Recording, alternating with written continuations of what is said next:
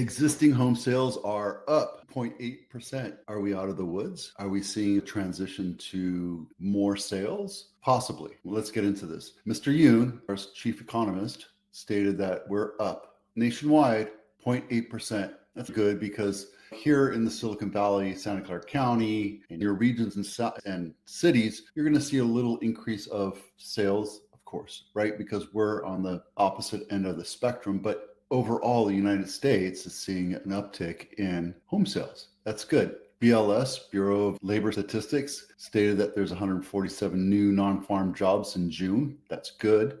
Mortgage rates fall for the fifth week in a row. We're seeing rates now down to 6.62. And again, if you remember, I said 5.5 to 6%. That's where we're going to be happy buyers again. So even though the feds didn't lower the rates this last time around, the last testimony, there is talks about the next two meetings, they'll lower the rates. I don't know about that though, because it seems like it's a cat and mouse game right now. I think there's a lot of politics involved. So just be informed. Spoke with somebody that's moving up to Rockland and he's putting his home buying on hold, waiting for the rates to come down. I say this in my videos all the time. If you're thinking about buying a house, buy it now. There's less competition right now.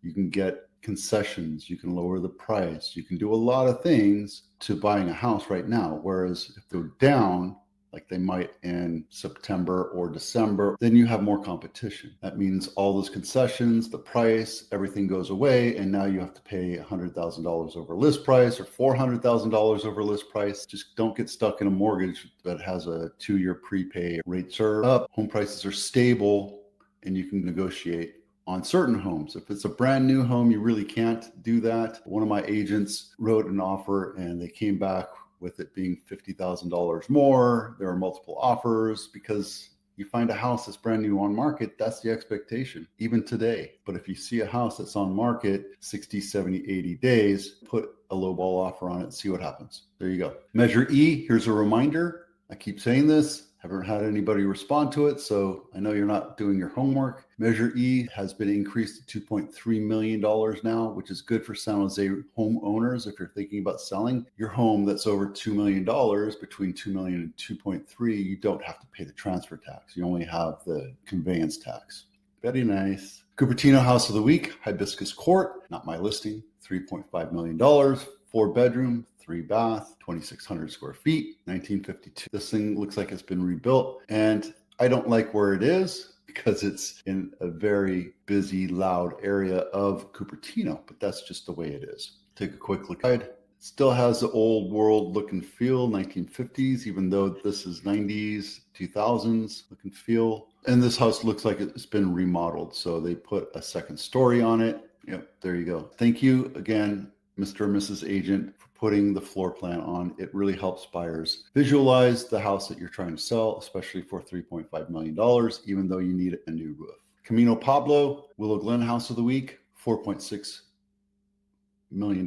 Not my listing, 6-bedroom, 4.5 bath, 4,000 square feet, built in 2025. Crazy. It's a little bit of a walking distance. It's not in the most favorite area. It's Dry Creek, but it's not my favorite area. I like being closer to downtown. I don't have the checkbook to substantiate that. Luxury Home of the Week, 30 Adam Way, not my listing, $25.5 million, 6-bedroom, 6 and 2.5 baths, 10,000 square foot home, built in 2025. It's detached, and it is right here. I was in Stanford yesterday for way too long. My daughter, Lexi, is at Santa Clara Vanguard. She is a color guard there, and she got to perform. I got to see her. We hugged and brought her some snacks and all sorts of stuff. So it was nice to see my daughter after a month. She was up in Moscow, Idaho, learning all the routines. Now they're traveling all across the United States. Mid-August, I'm traveling out to Indianapolis to see her again, pick her up, fly her back home. So there you go. That's Adam White. So every week I talk about what's going on in the market. This is the 12 Bay Area sales report. We're at almost $10 billion in revenue. We've had 4,000 sales. The average price of a house in Santa Clara County is $2.5 million. The median sales price is $2 2.07. So if you're thinking about doing something, that you can get an average house for $2 million. You can still buy houses for about $1 million. There's just not a lot out there less than $1 million these days. So keep your eyes out. There's stuff out there, and we do talk about what you get for $1 million during the week. So make sure you stay tuned or pop back in whenever you see these. We've sold 4,400 homes so far this year in Santa Clara County. That's huge compared to Monterey, San Benito. Break this down so you can actually see it. There you go. Bigger numbers are better, right?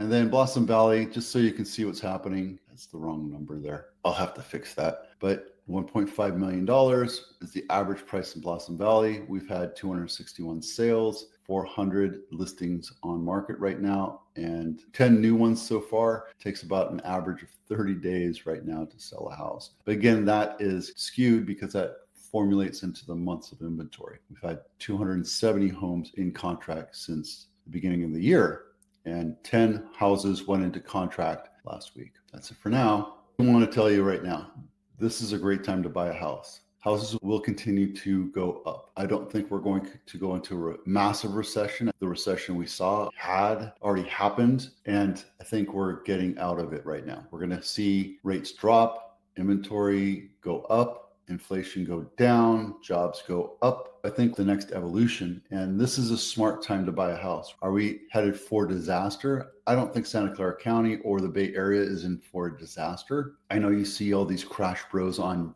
YouTube talk about what's going on in the market, and they're pointing out Florida and Austin. I think the Bay Area is strong enough with the economy, strong enough with jobs, strong enough with income to be able to support the market to continue moving forward. If you're thinking about